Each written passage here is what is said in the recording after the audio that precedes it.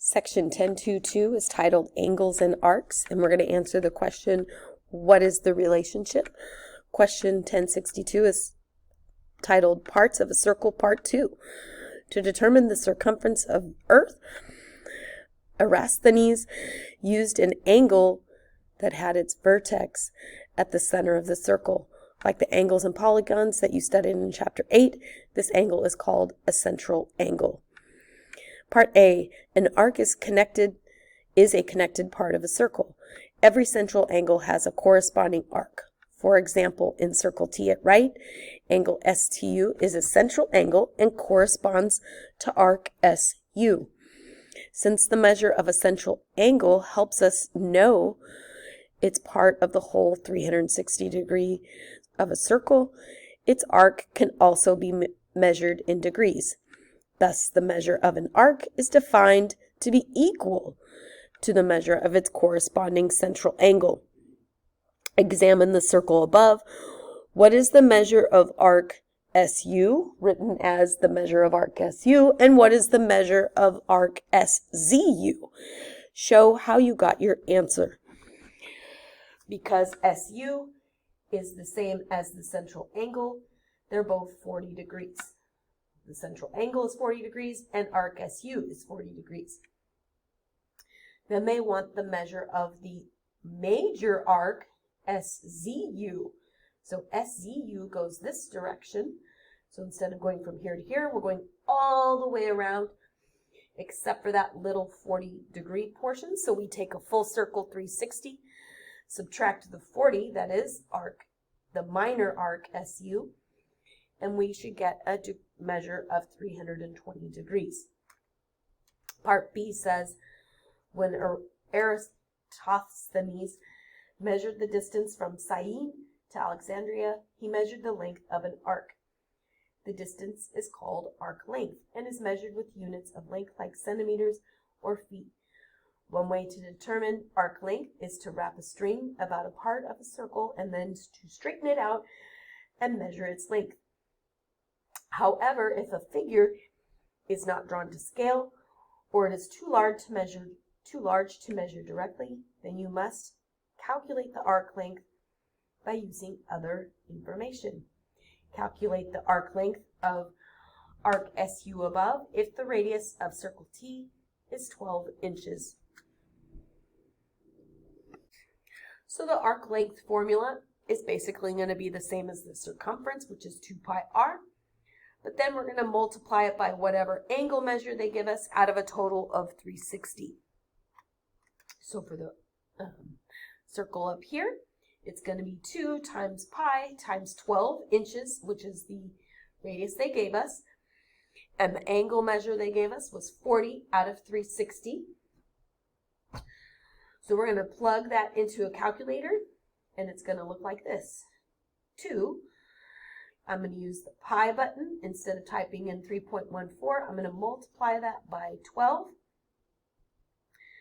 Then I'm going to multiply that by the 40, hit enter, divide that by the denominator of 360, and we're going to get roughly 8.38 if we round it to the nearest hundredths in inches. Question 63 is titled Inscribed Angles. In the diagram at right, angle BDC is an example of an inscribed angle because it lies within circle A and its vertex lies on circle B, on the circle. Corresponds to central angle BAC because they both intercept the same arc BC. An intercepted arc is an arc with its endpoints on each side of the circle. In the circle at right, angle F, angle G, and angle H are all examples of inscribed angles. Notice that all three angles intercept the same arc JK. Using tracing paper to compare, what do you notice? So this angle right here intercepts JK. Angle G over here intercepts JK, and angle H intercepts JK. So if you were to take tracing paper and you traced FJK, that intercepts that arc, you could take that same angle, move it over to G, and you're going to notice that it lines up perfectly on top of it. And if you move it over to the third one, H, you're going to notice it lines up perfectly on top of it. They are all the same measure because they intercept that same arc. They are all congruent. All right, go ahead and turn over to page 13. Up at the top of page 13 is part B. Now compare a central angle such as angle WZY in circle Z at right, and its corresponding inscribed angle such as angle WXY. What is the relationship between an inscribed angle and its corresponding central angle? Use tracing paper to test your idea. So I'm going to take angle WXY and trace it in red here onto my tracing paper. Here's WXY.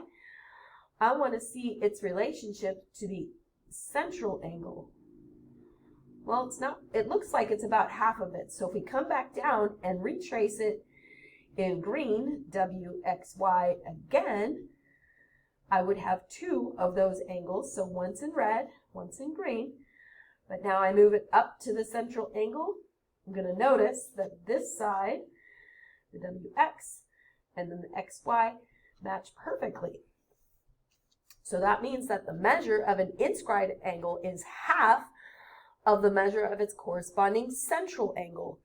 Or another way to think of it is that the central angle is twice the inscribed angle. So half one way, twice the other way. It just depends which direction you're going.